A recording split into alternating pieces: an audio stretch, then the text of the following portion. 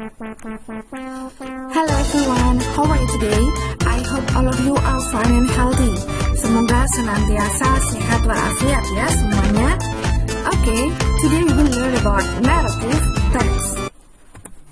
Apa itu narrative text? Narrative text adalah cerita fiksi atau cerita karangan yang dibuat untuk menghibur pembaca. Narrative text biasanya kita jumpai dalam bentuk dongeng, cerita rakyat, maupun cerita fiksi atau kaya lainnya. Narrative text terdiri dari kejadian berurutan yang mengarah ke dalam suatu klimaks dan akhirnya menemukan penyelesaian. Narrative text bertujuan untuk menghibur pembaca atau pendengar. What is the purpose? What is the intention of the text? Nah, apa tujuan dari teks naratif ini? The purpose is to entertain or to amuse, untuk menghibur pembaca. What is generic structure of narrative text? First, orientation. Second, complication. Third, resolution. Nah, pembahasannya ada dalam berikut ini. Orientation. Pada tahap ini, membahas tentang pengenalan tokoh, tempat, dan waktu terjadinya cerita. Complication. Di bagian ini terdapat permasalahan atau konflik yang terjadi di dalam cerita. Resolution. Berisi penyelesaian terhadap masalah yang terjadi. Pada bagian ini semua masalah sudah selesai.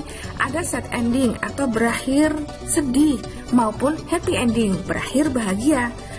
Dalam bagian resolution biasanya juga terdapat pesan moral atau moral value atau nasihat yang bisa kita ambil dari cerita tersebut. Ciri-ciri naratif text. Yang pertama menggunakan action verb dalam bentuk past tense, misalnya walked, sit, dan sebagainya. Kedua, menggunakan nouns tertentu sebagai kata ganti orang, hewan, dan benda tertentu dalam cerita. Misalnya, the prince, the girl, the king, dan sebagainya. Tiga, menggunakan adjective yang membentuk subject serta noun phrase. Misalnya, the poisoned apple, dan sebagainya. 4. Menggunakan time connectives dan conjunction untuk mengurutkan kejadian-kejadian. Misalnya, before, after that, then, next, dan sebagainya.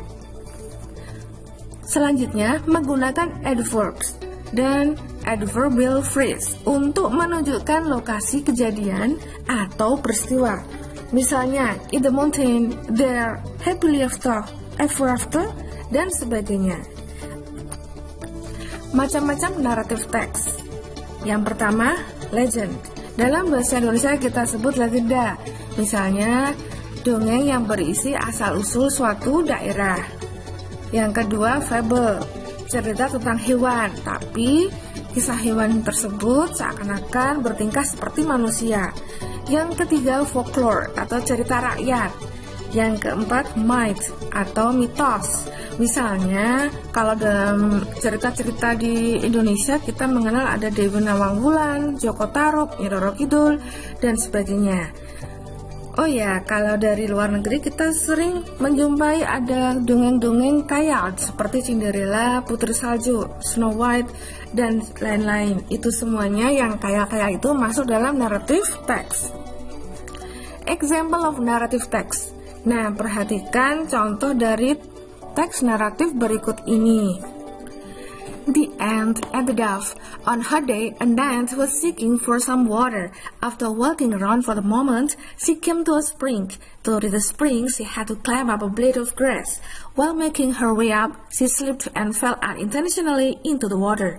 Paragraf 1 ini tentang orientation atau tahap pengenalan, karena di sini disebutkan tokoh-tokohnya. She could have sunk if a dove up a nearby tree had not seen her.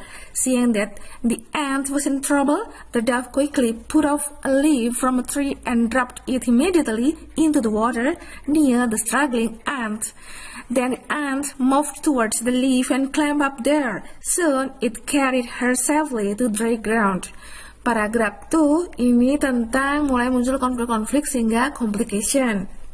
Paragraf ketiga.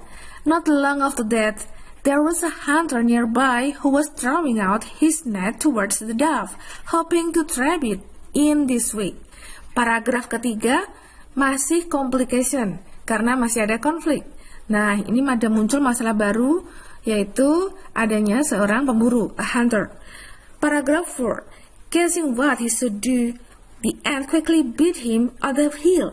Feeling the pain, the hunter dropped his net, and the dove flew away quickly from this net.